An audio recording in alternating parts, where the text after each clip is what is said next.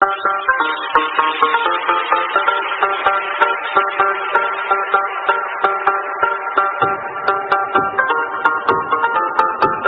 Everyone, welcome to PKS chemistry. चलिए start करते हैं अपन चॉइस इज योर्स सीरीज़ का अपना पहला टॉपिक आईआर स्पेक्ट्रोस्कोपी से रिलेटेड टॉपिक है, जिसके अंदर अपन डिस्कस करने वाले हैं IR spectra of different compounds.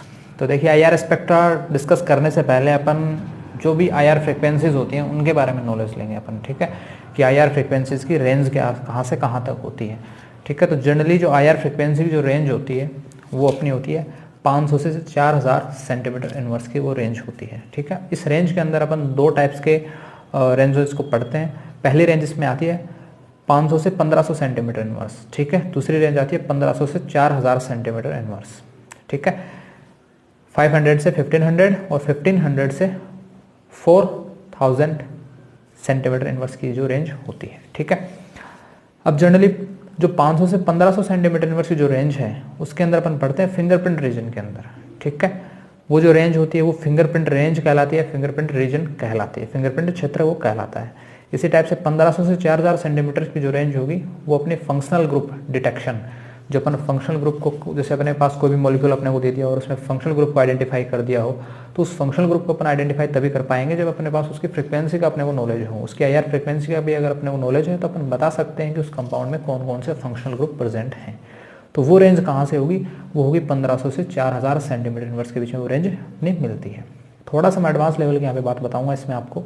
Generally अगर आपने पढ़ा हो PQR ब्रांचेस जो अपन वाइब्रेशन रोटेशन स्पेक्ट्रोस्कोपी में पढ़ते हैं, ठीक है, ठीक है।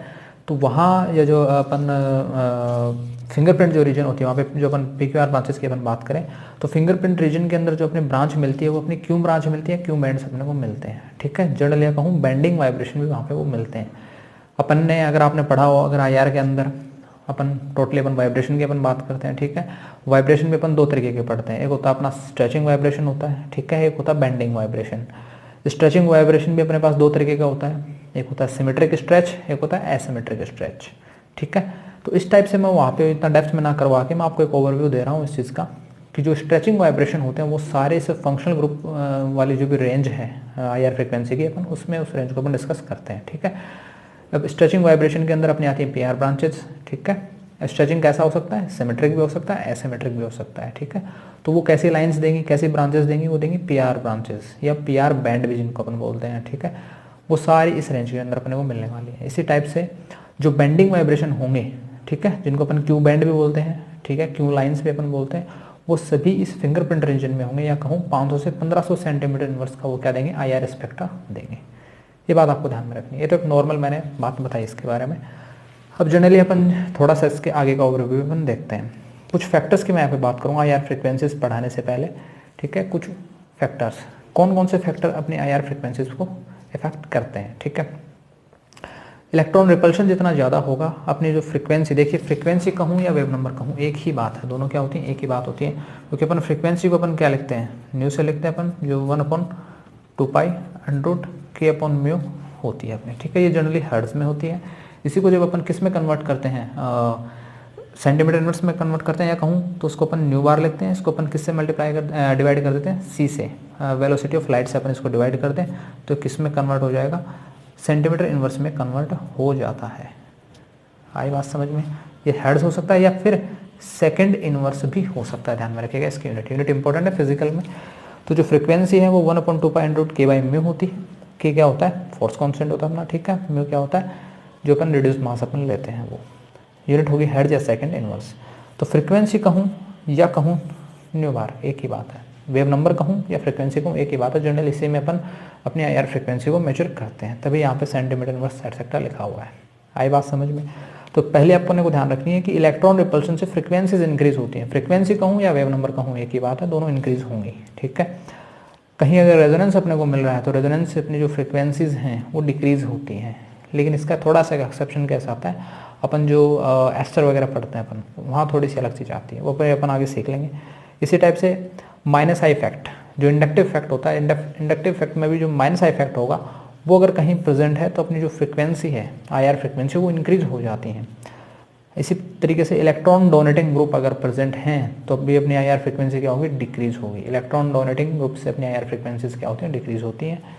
कहीं हाइड्रोजन बॉन्डिंग प्रेजेंट है तो भी अपनी IR फ्रिक्वेंसी डिक्रीज होगी। अब मैं ये सब फैक्टर क्यों लिखवा रहा हूँ, अभी अपन नेक्स्ट पढ़ने वाले हैं कि कितनी अपन IR फ्रिक्वेंसी जो भी अपनी नेट गेट के लेवल की है, मैं उस लेवल तक की आपको IR फ्रिक्वेंसी करवा रहा हूँ। आपको MSc लेवल पर भी कोई दिक्कत नहीं होगी, ना ही आपको जब आप नेट गेट के लिए प्रिपेयर करोगे तब दिक्कत होने वाली है। कंप्लीट IR फ्रिक्वेंसीज जितनी भी अपने काम में आने वाले सारी वो अपन सीखने वाले हैं।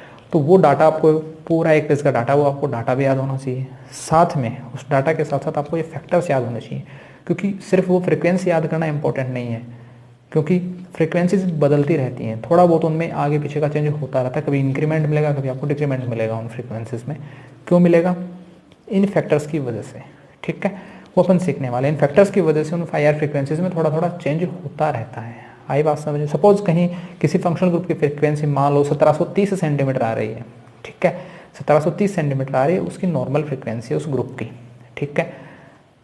लेकिन अगर उसी ग्रुप के साथ कोई -I वाला ग्रुप जुड़ गया सपोज, तो उसकी फ्रिक्वेंसी तो बढ़ेगी, तो 1730 से ज़्यादा हो जाएगी, 1735, 1740। आई बात समझ में? इसी टाइप से अगर वहाँ कोई रेजोनेंस हो रहा है तो वो फ्रिक्वेंसी 1730 से क्या हो जाएगी, कम हो जाएगी, क्योंकि रेजोनेंस से फ्रिक्वेंसीज क्या होती हैं, डिक्रीज होती हैं।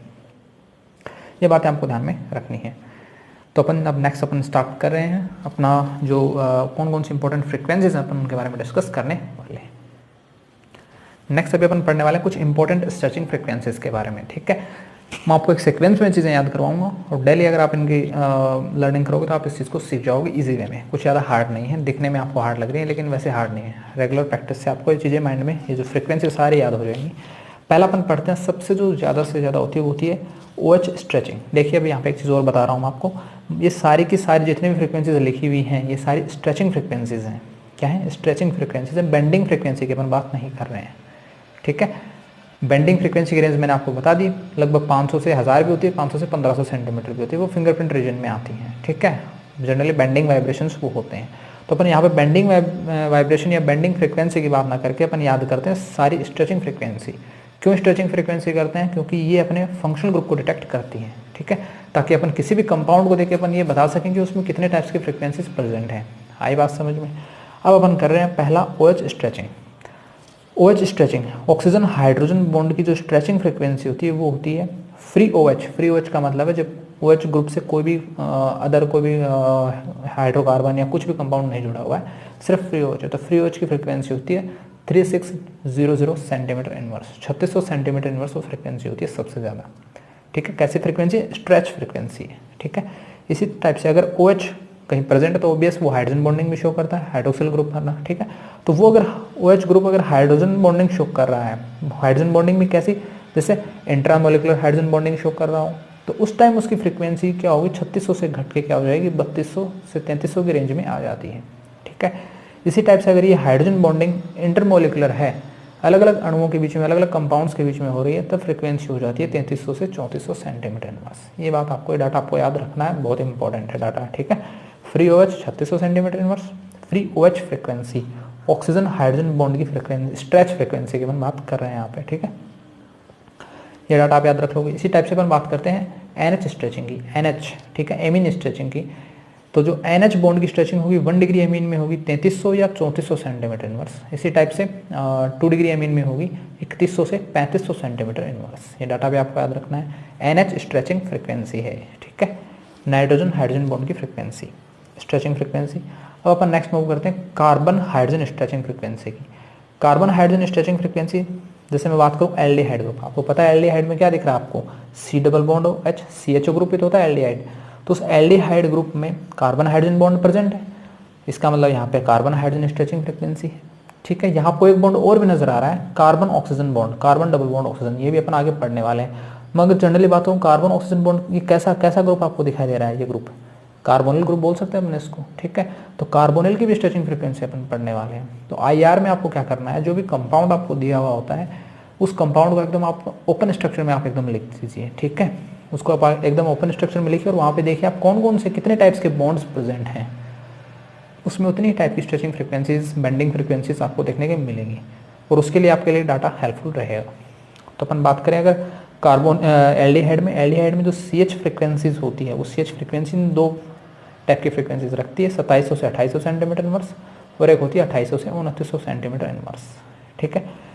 अब अपन बात करते हैं other C H stretching frequencies की। देखिए ये भी सी एच स्ट्रेचिंग है, ये भी सी एच स्ट्रेचिंग और ये भी सी एच स्ट्रेचिंग है, लेकिन यहाँ फ़र्क क्या है, ये जो सी एच स्ट्रेचिंग फ्रिक्वेंसी है, ये जो कार्बन है ये देखिए ट्रिपल बॉन्डेड कार्बन है, यानी मैं कहूँ एक sp कार्बन है कि नहीं है, sp हाइब्रिडाइज कार्बन है।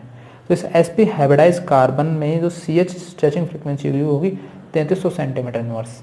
इसी प्रकार ये है डबल बॉन्ड सी एच, यानी मैं कह सकता हूँ ये कैसा है, कहीं ना कहीं इसकी एक वैलेंसी और वैकेंट होगी, ये sp2 है, ठीक है। तो इसकी होगी 3000 से 3150 सेंटीमीटर इनवर्स। और ये होती है लास्ट सी एच स्ट्रेचिंग, जो कि एक sp3 कार्बन है और एक हाइड्रोजन है, उसकी होती है 2800 से 2950 सेंटीमीटर इनवर्स। तो याद कैसे रखना, 2800 से 2950, फिर 3000 से 3150, फिर 3300। इसको कैसे याद करना, 2800 से 2900, ठीक है, या फिर 2700 से 2800, 2800 से 2900, आप ऐसा याद कर सकते हो, ठीक है। नेक्स्ट अपन बात करते हैं तो ही कार्बन हाइड्रोजन स्ट्रेच फ्रिक्वेंसीज देख लिए अपन, 4 टाइप की होती हैं कार्बन हाइड्रोजन स्ट्रेच फ्रिक्वेंसीज, या तो एल्डिहाइड में मिलेंगी या फिर sp, sp2 और sp3 हाइब्रिडाइज कार्बन में आपको सी एच स्ट्रेचिंग फ्रिक्वेंसीज मिलेंगी। अब अपन बात करते हैं कार्बन स्ट्रेच फ्रिक्वेंसीज की, कि कार्बन स्ट्रेच फ्रिक्वेंसीज कौन कौन सी अपन को देखने को मिल सकती हैं।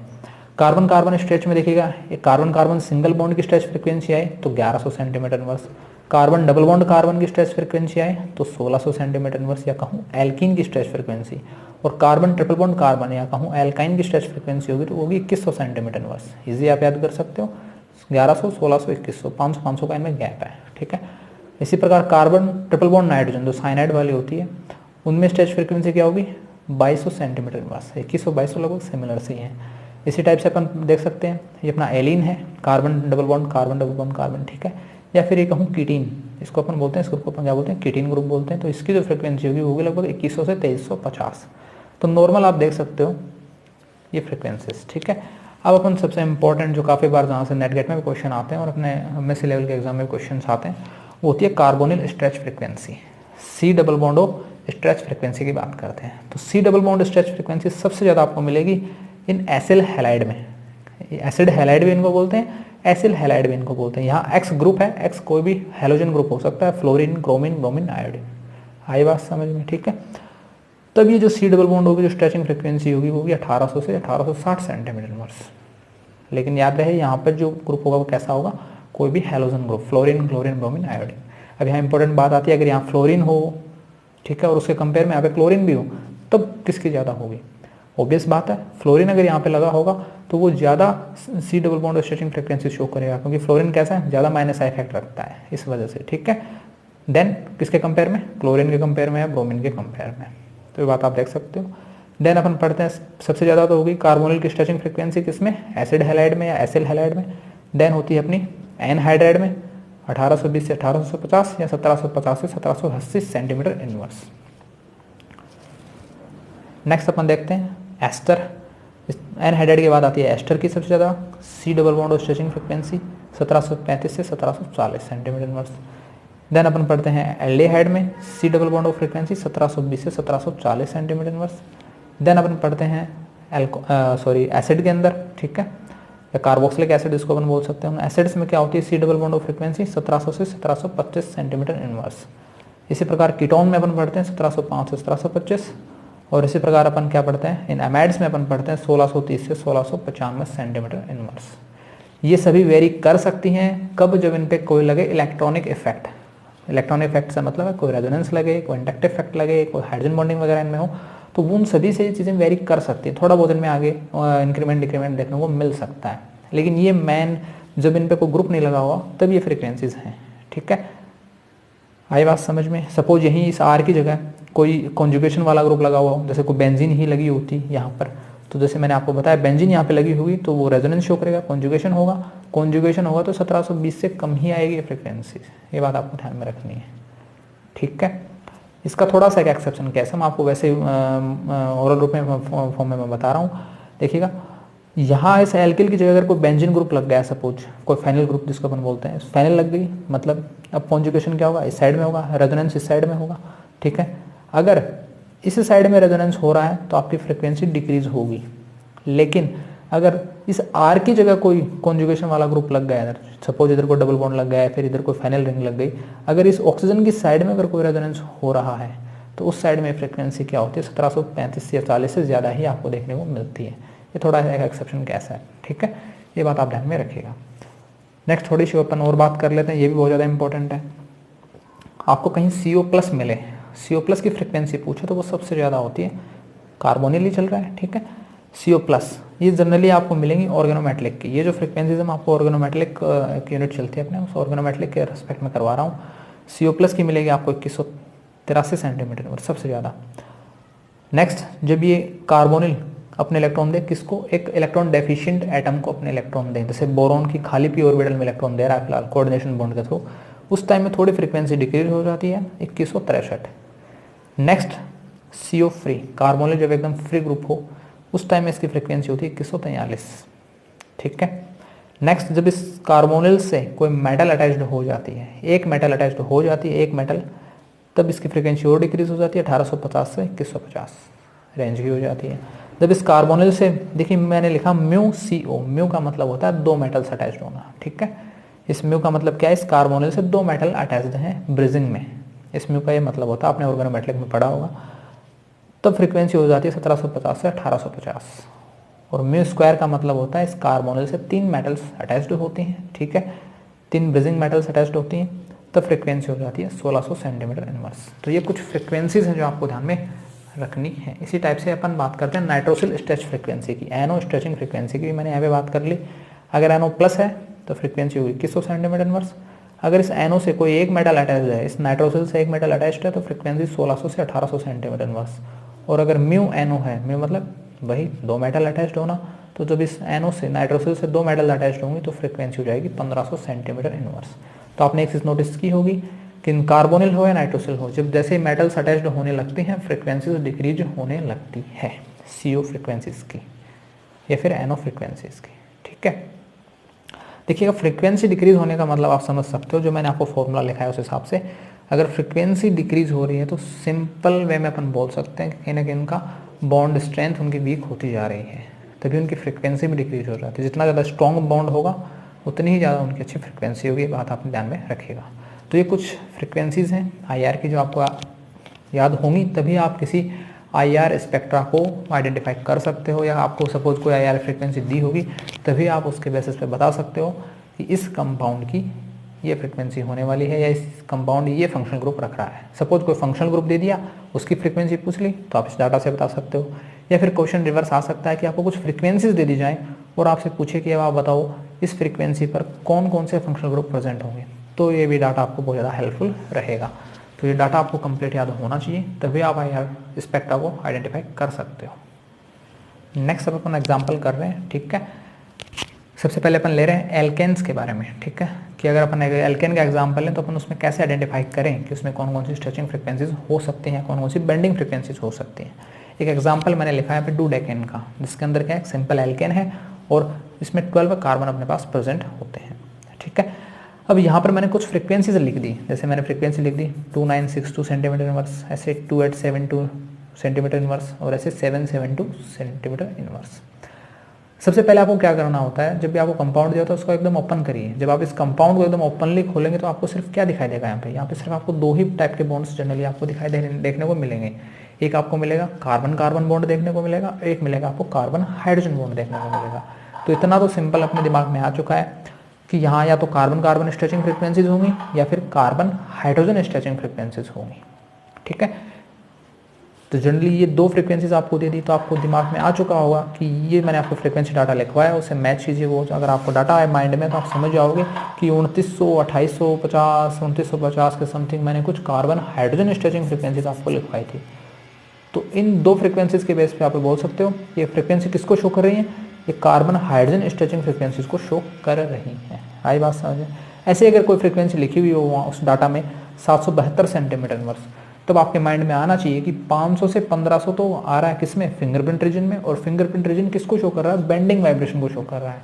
तो मैं कह सकता हूँ कि 772 सेंटीमीटर इनवर्स एक्चुअल में एक बेंडिंग वाइब्रेशन को शो कर रहा है, एक बेंडिंग फ्रीक्वेंसी को शो कर रहा है। इस टाइप से अपन देख सकते हैं। ये तो तब थी जब आपको क्वेश्चन में ऑलरेडी पहले से ही क्या दे रखा हो, फ्रीक्वेंसी दे रखी हो, और आपको पूछ ले कि ये किस फंक्शनल ग्रुप की स्ट्रेचिंग फ्रीक्वेंसी है। तो आप बता सकते हो 2962 और 2872 और दोनों CH स्ट्रेचिंग फ्रीक्वेंसीज होती हैं। और 772 आप देखते हैं आपके माइंड में आना चाहिए कि तो 500 से 1500 की रेंज में है, 500 से 1000 की रेंज में लगभग। तो ये फिंगरप्रिंट रीजन में जाएगा या फिर कहूँ बेंडिंग वाइब्रेशन शो करेगा। हाई बैंड बात समझ में। नेक्स्ट अपन एग्जांपल ले रहे हैं एल्कीन का। और अगर आपको कोई एग्जांपल समझ नहीं आ रहा तो आप पूछ सकते हो, ठीक है, कमेंट करके। एल्कीन की अपन बात करते हैं। जनरली एक एल्कीन आपको दी हुई है, इसका एग्जांपल मैंने ले लिया 1 ऑक्टीन। तो मैंने यहाँ पे क्या किया, इस 1 ऑक्टीन के अंदर इस 1 ऑक्टीन के इस एग्जांपल में अपन क्या करेंगे, मैंने इस कंपाउंड को टोटली ओपन कर लिया, ठीक है। क्योंकि कंपाउंड को सबसे पहले टोटली ओपन करना, आपको एक ओपन लाइक स्ट्रक्चर उसकी बनानी है, तभी आप उसमें देख पाओगे कौन कौन सी स्ट्रेचिंग फ्रिक्वेंसी है, बेंडिंग फ्रिक्वेंसी है। देखिए कंपाउंड को मैंने कर लिया ओपन, ठीक है। अब बात आती है इसमें अपन आइडेंटिफाई कैसे करेंगे कौन कौन सी स्ट्रेचिंग फ्रिक्वेंसीज हो सकती हैं। तो अब इसमें बॉन्ड चेक कीजिए, देखिएगा ये सबसे पहले यहीं से स्टार्ट करते हैं। कार्बन हाइड्रोजन बॉन्ड आपको दिख रहा है, ये दोनों सबसे पहले देखिए कार्बन डबल बॉन्ड कार्बन है, तो एक स्ट्रेचिंग फ्रिक्वेंसी तो आपको यहाँ पे दिख गई कि कार्बन डबल बॉन्ड कार्बन की एक स्ट्रेचिंग फ्रिक्वेंसी तो यहाँ से मिल सकती है आपको। कार्बन डबल बॉन्ड कार्बन अपन ने पढ़ा था। ऐसे अपन ने ये भी पढ़ा था कि डबल बॉन्डेड कार्बन से जुड़े हुए जो हाइड्रोजन होते हैं उनकी भी एक स्ट्रेचिंग फ्रिक्वेंसी अपन ने पढ़ी थी। तो एक स्ट्रेचिंग फ्रिक्वेंसी अपनी कौन सी होगी, ये वाली हो जाएगी। अच्छा ये वाली भी ले सकते हो क्योंकि ये भी डबल बॉन्डेड कार्बन से अटैच्ड हाइड्रोजन है, ये वाली हो सकती है, फिर ये वाली। तो तीनों में से कोई भी एक कंसिडर कर लो, एक ही बात है, क्योंकि ये भी डबल बॉन्डेड कार्बन से अटैच्ड हाइड्रोजन है। तो एक फ्रिक्वेंसी ये देखने को मिलेगी, एक फ्रिक्वेंसी देखने को ये मिलेगी। और कौन कौन सी फ्रिक्वेंसी देखने को मिल सकती है, देखिएगा ये कार्बन कार्बन बॉन्ड है यहाँ पे, देखिए जनरली ये हाइड्रोजन थोड़ा लिखोगे तो एक हाइड्रोजन यहाँ पे लिखेंगे अपन, एक हाइड्रोजन यहाँ पे लिखेंगे, ठीक है, थोड़ा ओपन लाइक करके। और ये कार्बन कार्बन के बीच में डायरेक्ट बॉन्ड होगा, ठीक है, इस टाइप से। तो एक कार्बन कार्बन स्ट्रेचिंग फ्रिक्वेंसी ये हो सकती है। आई बात समझ में। इसी टाइप से बाकी जितने भी आप देख सकते हो आगे तक यही चल रही है कार्बन कार्बन स्ट्रेचिंग फ्रिक्वेंसीज। एक फ्रिक्वेंसी और देखने को मिलेगी जो सिंपल कार्बन बॉन्ड है, ठीक है, ये देखिए ये स्ट्रेचिंग फ्रिक्वेंसी, ये कैसा कार्बन है, sp3 कार्बन है, sp3 कार्बन और ये जुड़ा है इससे एक हाइड्रोजन, ये एक स्ट्रेचिंग फ्रिक्वेंसी। ये तो कौन सी थी, कैसा कार्बन था, एक sp2 हाइब्रिडाइज्ड कार्बन। ये कैसा है, sp2 हाइब्रिडाइज्ड कार्बन है, उससे जुड़ा हुआ एक हाइड्रोजन, उसकी फ्रिक्वेंसी है। ये कैसा कार्बन है, ये है sp3 हाइब्रिडाइज्ड कार्बन, उससे जुड़ा हुआ कार्बन से जुड़े हुए जो हाइड्रोजन है अटैच्ड, उसकी फ्रिक्वेंसी है। तो पीछे अपन ये तो डाटा में यही तो पढ़ा है। मैंने आपको 3 टाइप की CH स्ट्रेचिंग फ्रिक्वेंसी बताई थी। एक वो CH स्ट्रेचिंग फ्रिक्वेंसी जिसमें कार्बन कैसा हो, sp हो, sp हाइब्रिडाइज्ड हो। दूसरी में अपन ने पढ़ी थी वो CH स्ट्रेचिंग फ्रिक्वेंसी जिसमें कार्बन हो sp2, और एक अपन ने पढ़ी थी वो कार्बन जिसमें जो कार्बन एटम हो वो कैसा हो, sp3 हाइब्रिडाइज्ड कार्बन हो, उससे अटैच्ड जो हाइड्रोजन होगा उनकी स्ट्रेचिंग फ्रिक्वेंसी CH वाली। हाई माइंड समझ चेक कर लेना पीछे, ठीक है। तो जनरली मेनली यहाँ पे जो स्ट्रेचिंग फ्रिक्वेंसीज देखने को मिल रही हैं वो अपने पास क्या है, 3 स्ट्रेचिंग फ्रिक्वेंसीज देखने को मिल रही हैं अपने को। तो अपन यहाँ से क्या लिख सकते हैं, देखिएगा अपन खुद भी बोल सकते हैं कि एक अपने पास है कार्बन कार्बन स्ट्रेचिंग फ्रिक्वेंसीज अपने पास है, ठीक है। नेक्स्ट अपने पास क्या है, एक है कार्बन हाइड्रोजन स्ट्रेचिंग फ्रिक्वेंसी।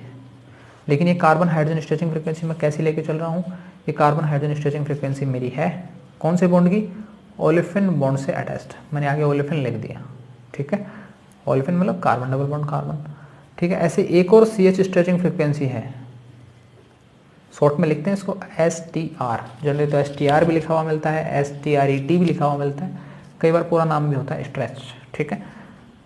ये CH स्ट्रेच कैसी है, ये नॉर्मल वाली है, अपन बोल सकते हैं नॉर्मल वाली, ठीक है। या फिर आप चाहो तो इसको लिख सकते हो sp3 कार्बन, ठीक है। ये sp3 कार्बन से अटैच्ड जो भी हाइड्रोजन है उनकी स्ट्रेच फ्रिक्वेंसी है। ये ओलेफिन वाली कहूँ या कहूँ sp2, एक ही बात है। तो इस टाइप से अपन पास 3 स्ट्रेचिंग फ्रिक्वेंसी अपन देख सकते हैं। इसकी रेंज भी आप आसानी से लिख सकते हो। कार्बन डबल बॉन्ड कार्बन की स्ट्रेचिंग फ्रिक्वेंसी कितनी लिख सकते हो, वही लगभग 1600 सेंटीमीटर इनवर्स। पीछे मैंने लिखा है, आप चेक कर लेना, 1600 हो सकती है, 1650 भी हो सकती है, ठीक है, वो लगभग सिमिलर से रेंज है। इसी टाइप से इसकी रेंज कितनी लिख सकते हो, कार्बन हाइड्रोजन स्ट्रेचिंग ओलेफिन में, कार्बन हाइड्रोजन इन ओलेफिन में, ये भी मेरी आपको बताई हुई है, लगभग 3000 सेंटीमीटर इनवर्स से लेकर 3150 सेंटीमीटर इनवर्स के समथिंग मैंने आपको लिखवाई है। तो वो रेंज यहाँ पे लिख दोगे आप आसानी से, अगर आपको याद है डाटा तभी। पहले तो स्ट्रेचिंग फ्रिक्वेंसी पहचाननी आनी चाहिए, उसके बाद में वो डाटा आपको याद होना चाहिए, और वो डाटा आप आसानी से लिख के आप उस कंपाउंड की जितनी भी IR स्पेक्ट्रम की जो वैल्यूज़ आती हैं, ठीक है, IR डाटा वैल्यू आती है, वो आप लिख सकते हो। और ये कार्बन हाइड्रोजन स्ट्रेचिंग है sp3 कार्बन वाली, तो यहाँ पे आप क्या लिख सकते हो आसानी से, 1650, सॉरी यहाँ पे जो जनरली होगी 2900 से 2900 से लगभग 3000 के समथिंग ही होती है, लगभग 2850 से 2900 के समथिंग मैंने लिखवाई, वो रेंज आप चेक कर लेना, लगभग इतनी वो रेंज होती है। ठीक है, तो इस टाइप से अपन आसानी से बता सकते हैं। अब अगर सपोज यहाँ पे कहीं बेंडिंग वाइब्रेशन की भी फ्रिक्वेंसी आपको दे रखी हो, जैसे अगर मैं बात करूँ यहाँ पे मैंने लिखा नहीं है, लेकिन एक फ्रिक्वेंसी और दे रखी है आपको 970 सेंटीमीटर इनवर्स के समथिंग, 970 सेंटीमीटर इनवर्स के समथिंग। तो 970 देख के आपको समझ में आना चाहिए कि ये तो फ्रिक्वेंसी कैसी है, बेंडिंग की फ्रिक्वेंसी से।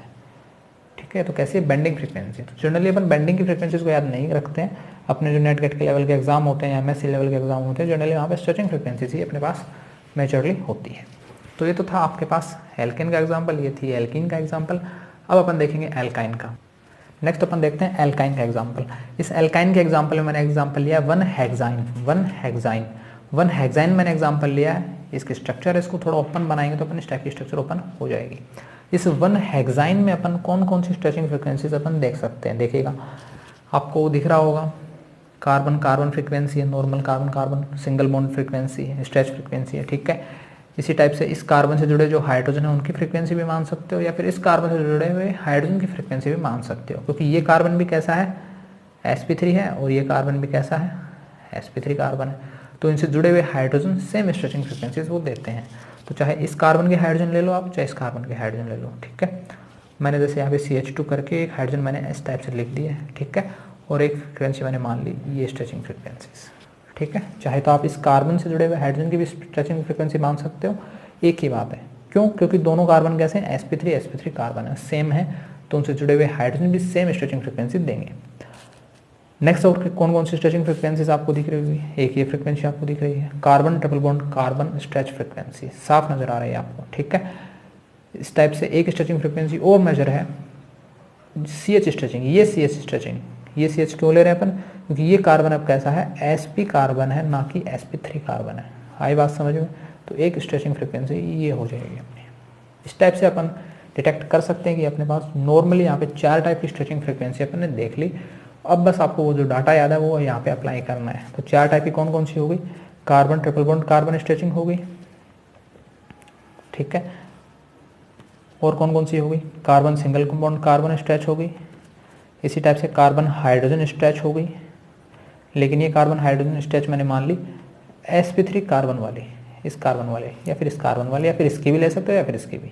ठीक है, क्योंकि चारों कार्बन कैसे हैं, sp3 हाइब्रिडाइज्ड है। इसी प्रकार अपन कार्बन हाइड्रोजन स्ट्रेच ले सकते हैं sp कार्बन वाले, इस कार्बन से जुड़े हुए इस हाइड्रोजन की, जो कार्बन कैसा है, sp हाइब्रिडाइज्ड है। तो ये स्ट्रेचिंग फ्रिक्वेंसी अलग हो गई, मैंने आपको स्टार्टिंग में भी बता दिया था। तो 4 टाइप की अपन स्ट्रेचिंग फ्रिक्वेंसी देख सकते हैं। इनकी वैल्यूज़ आप जो भी आपने डाटा याद किया है पीछे, उसके बेसिस पर आप इनकी वैल्यूज़ भी लिख सकते हो आसानी से। लगभग 3250 के समथिंग या 3300 के समथिंग ये हो जाएगी। ठीक है, इसी टाइप से आप इनकी फ्रिक्वेंसीज भी चेक कर सकते हो आसानी से। और इसी टाइप से अपना आता है एरोमेटिक हाइड्रोकार्बन की अपन बात करें, जैसे एग्जांपल मैंने लिया टोलुइन का। तो टोलुइन का एग्जांपल भी काफ़ी इजी एग्जांपल है। यहाँ पे आपको स्ट्रेचिंग फ्रिक्वेंसीज चेक करनी है, कौन कौन सी स्ट्रेचिंग फ्रिक्वेंसीज यहाँ पे हो सकती हैं। तो सबसे पहले तो मैं क्या करता हूँ, थोड़ा सा इसका और ओपन कर लेता हूँ। यहाँ पे मैं एक हाइड्रोजन थोड़ा इस टाइप से लिख देता हूँ। ठीक है, तो एक तो आपको ये फ्रिक्वेंसी दिख रही है कार्बन हाइड्रोजन की, ये कार्बन कैसा है, sp3। ठीक है, थोड़ा मैंने टोलुइन की स्ट्रक्चर को, टोलुइन की इस स्ट्रक्चर को मैंने थोड़ा सा ओपन करके बना दिया। यहाँ पे इसके हाइड्रोजन भी शो कर दिए। ठीक है, डबल बॉन्ड भी शो कर दिए, ताकि आसानी हो अपने को डिटेक्ट करने में। और कौन कौन सी स्ट्रेचिंग फ्रिक्वेंसी है, देखिएगा ये कार्बन हाइड्रोजन स्ट्रेच फ्रिक्वेंसी भी है। ये और ये सिमिलर नहीं होंगी, क्यों नहीं होंगी, क्योंकि ये कार्बन कैसा है, sp3 है, जबकि ये जो कार्बन आपका कैसा है, sp2 हाइब्रिडाइज्ड कार्बन है। ठीक है, एक स्ट्रेचिंग फ्रिक्वेंसी हो गई। और कौन कौन सी स्ट्रेचिंग फ्रिक्वेंसी हो सकती है, देखिएगा carbon double bond carbon stretching frequencies भी तो हो सकती है। यहाँ पे इस बेंजीन रिंग के जो कार्बन्स हैं, कार्बन कार्बन, इनके बीच में जो डबल बॉन्ड है, ये स्ट्रेचिंग फ्रिक्वेंसी भी तो हो सकती है। तो यहाँ पे आपने देखा कि जनरली 1 2 3 टाइप की स्ट्रेचिंग फ्रिक्वेंसी तो आपने को क्या है, नॉर्मली शो हो रही है इजी वे में। एक ये स्ट्रेचिंग फ्रिक्वेंसी, इसको आप एरोमेटिक हाइड्रोजन के नाम से भी देख सकते हो, एरोमेटिक कार्बन और उससे जुड़ा हुआ हाइड्रोजन की स्ट्रेचिंग फ्रिक्वेंसी भी। तो जनरली कौन कौन सी मिली है हमारे पास, एक तो कार्बन डबल बॉन्ड कार्बन मिला है स्ट्रेच फ्रिक्वेंसीज। ठीक है, एक अपने को मिली है कार्बन हाइड्रोजन स्ट्रेच, कौन सी, sp3 कार्बन वाली, ये वाली। और इसी प्रकार से एक कार्बन हाइड्रोजन स्ट्रेच फ्रिक्वेंसी और मिली है, लेकिन ये कैसा है, यहाँ पे ये एरोमेटिक कार्बन है, ध्यान रखिएगा। एरोमेटिक कार्बन लिखो या फिर sp2 लिखो, एक ही बात है, कोई फर्क नहीं पड़ने वाला उस चीज़ से। इस टाइप से अपने पास यहाँ भी 3 प्रकार की स्ट्रेचिंग फ्रीक्वेंसीज देखने को मिलती हैं और इनका डाटा आप वहाँ से यहाँ पे नोट कर लेना आसानी से। इसी कारण वो आपको डाटा याद होना बेहद ज़रूरी है। इस टाइप से आप एल्केन, एल्कीन, एल्काइन और एरोमेटिक जो भी हाइड्रोकार्बन्स हैं या फिर अदर जो भी आपके पास कोई क्यूरी हो, कोई एग्जाम्पल हो जिसका आपका हमारा डाटा IR डाटा समझ नहीं आ रहा हो, तो आप पूछ सकते हो कमेंट बॉक्स में कमेंट करके।